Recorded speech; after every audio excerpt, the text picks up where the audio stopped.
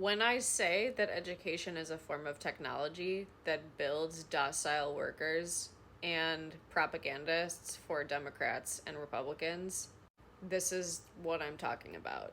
The Education Not Agitation Act of 2024. The Education Not Agitation Act of 2024 is completely unsurprising when you understand the history of how the system was designed. Words are entirely made up. Education is entirely made up. Laws are entirely made up. Does everyone actually get that? Does everyone understand that there's nothing that exists that needs to exist?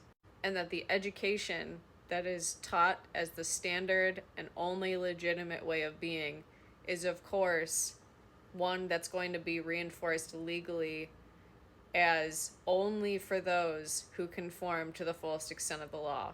When I talk about how both parties are increasingly fashionista, this is the kind of law I'm talking about.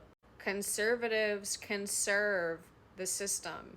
Conserving the system requires an educational system that normalizes conforming to injustices. It requires a public that is willing to risk nothing because the costs are too high.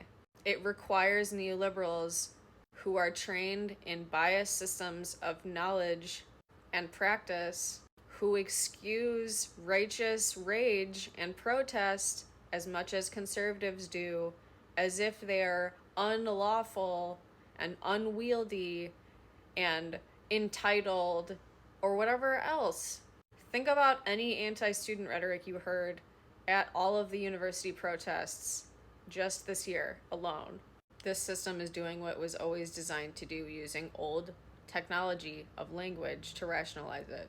This law works in tandem with the technology of certain logics and practices in the form of educational training, as well as the technology of job descriptions that only look for specific logics and practices, all to reinforce this deeply sickening, disabling, and deadly society.